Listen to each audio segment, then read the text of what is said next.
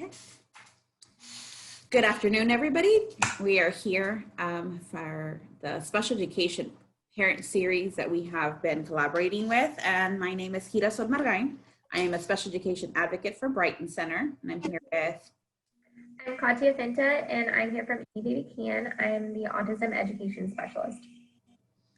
So nice that you guys are logging in to check out our video. We are wanting to give you some information about Homebound Services and basically, going through a little bit of information on what that looks like. Clarifying, first of all, that right now during the pandemic, there is a lot of confusion about homeschool and virtual learning and homebound. So we're going to start with that. Homebound in, the most traditional programs, parents like to mirror a school setting, meaning that they both are buying all of the materials, the curriculum, the textbooks, all of the information that they want to be able to provide to their children at home. But this is pretty much because it is a parent choice. You get to pick whatever program you want to do, and it doesn't matter if your child has a disability or not.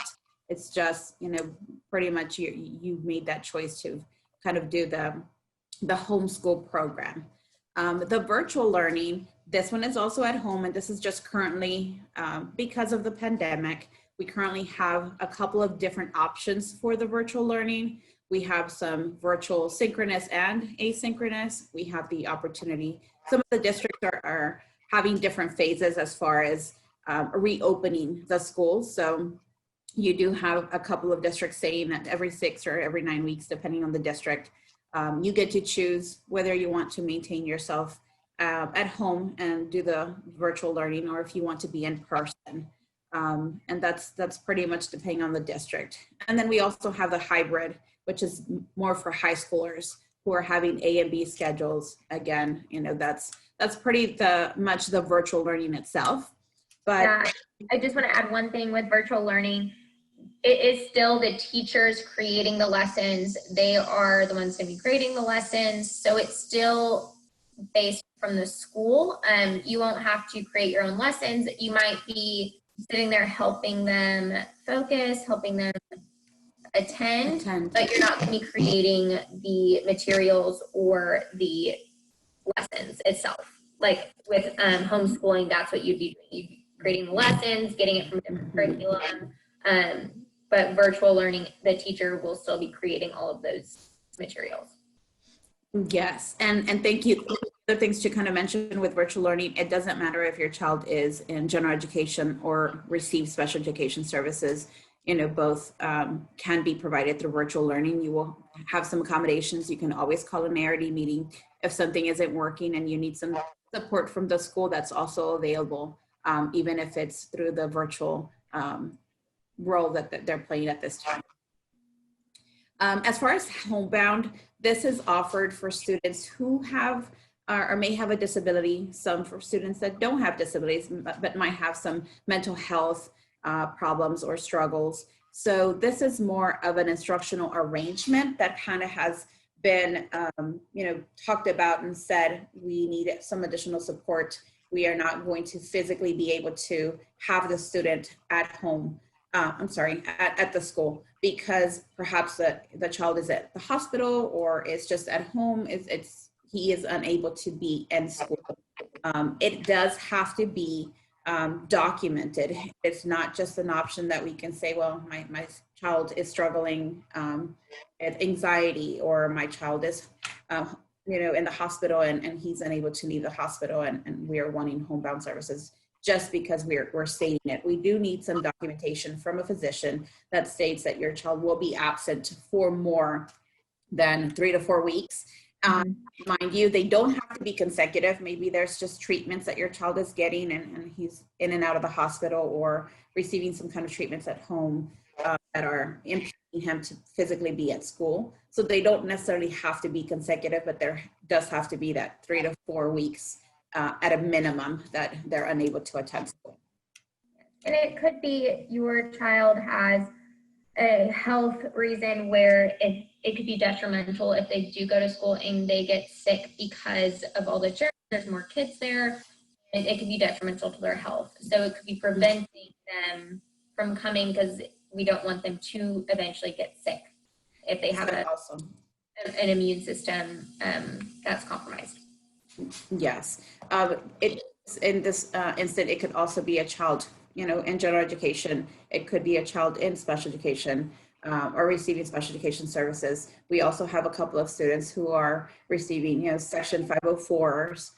So it doesn't really matter if you need the actual homebound service. It's more about finding what is that process, because that's really where you start in making sure that you do have some documentation from the doctor, and then going to your ARD committee, going to your 504 committee, or going to the people in the school who are in charge of the homebound services. As far as the age, we do have some kiddos before school, if it's birth to age 2, who are receiving some homebound services. And this is, through their IFSPs, which is their committee, who are receiving either early childhood intervention. And this is more for kiddos who are visually impaired or have some auditory impairment. So we want them to start receiving services even before they start school. So those would also be considered homebound services, but these are for little babies, before they even turn 2 years old. As far as the procedures for special education and the homebound and the instruction itself, we would want to, first of all, get the documentation, but then also make that referral to the instruction at school, whoever is giving this information, to know the committee that you have. Who do you need to, does the parent know exactly who to go to? Do we have a teacher? Sometimes, we give it to a clerk, or we give it to the home room teacher, and there is a process. We want to make sure that we are reaching the right staff to be able to provide this information. So we always recommend documentation and say data. Email them, email the administrator, email your ART committee, let them know that, you're having some different needs, and your child is having some different needs, so that they can set up a meeting and that it can be revised. They will invite an additional person to the committee, which is the person in charge of homebound, and assess all of those needs. Make sure that the documents from the doctors have been received and filed, and then they would, the interesting part here is when they decide, okay, yes, we will grant you the homebound services. As parents, we have many parents who are very confused, thinking that we are going to have a teacher at my house from 8 to 3. And that's probably the biggest confusion. That's probably the biggest thing that we see when the parents are reaching out saying, they're only giving me an hour. They're only giving me 3 hours. And this is a week. So that is the reason behind that, is that your child is compromised, for health reasons, or mental health reasons, disability or not. And we want to make sure that they are receiving the support and following that, but at the same time, it's at a very less amount of minutes being provided. We just want to make sure that they're not missing a whole, the whole school year, and we're just picking here and there, but it's not an entire full day. And let's say you've already been in the classroom, and that teacher is not usually the one that will be your homebound teacher. That teacher will be in conversations with the homebound teacher, will be help making the lesson plans, and they'll be doing progress reports with each other, but that teacher will not necessarily be going in the home. Sometimes it does happen where that is the case, but usually it's a different teacher that is specifically a homebound teacher. And one of the things we like to kind of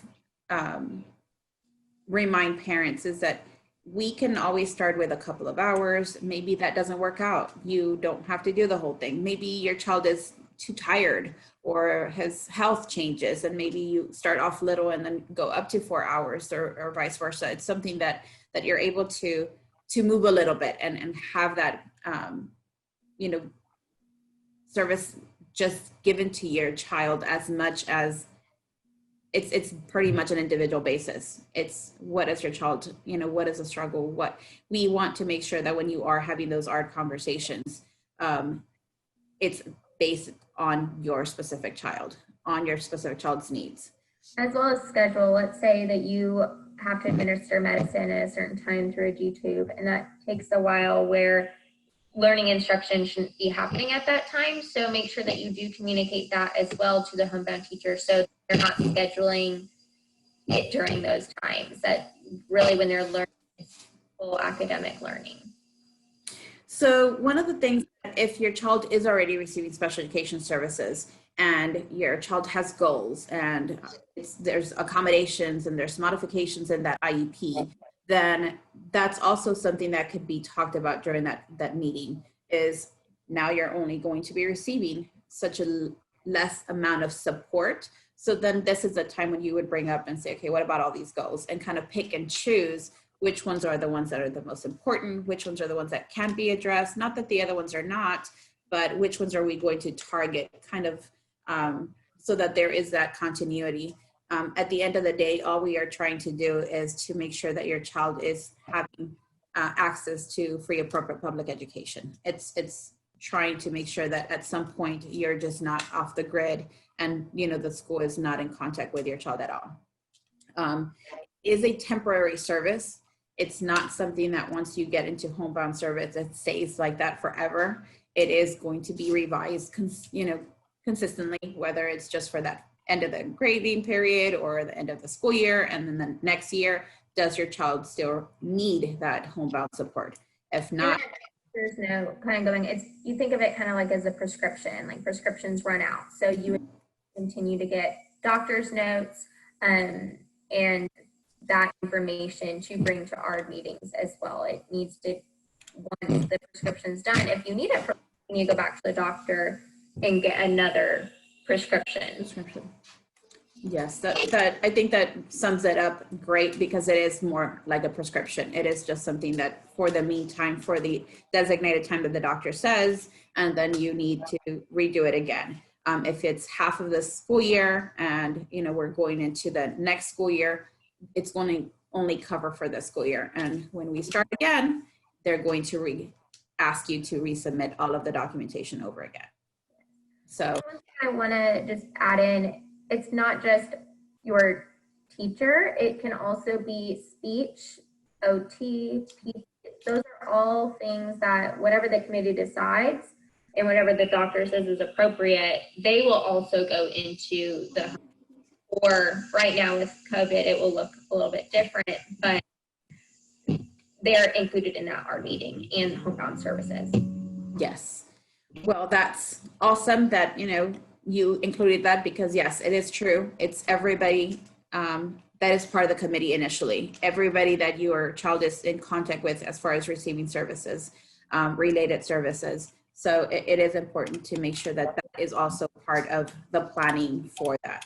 So I think that sums it up, and I'm glad that we're able to give you this information in a very brief manner, just so that you can at least have something to go back to and know the process. But thanks everybody for joining us, and we hope to see you soon. Thank you. Thank you.